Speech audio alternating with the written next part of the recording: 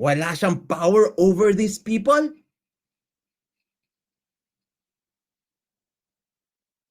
Oh, Hindi po at wala po siyang power over the PNP and CIDG dahil ito po ay under sa DILG. tama. Boiling.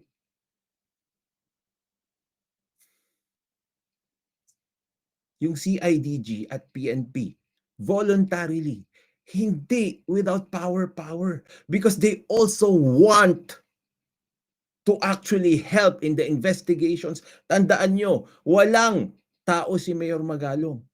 I told you, noon pa, mga kabats natin, 4 na tao mag-iimbestiga sa buong Pilipinas? Are you joking? Bongbong Marcos? Ano nangyari, mga kabatas natin? The PNP and CIDG helped Mayor Magalong.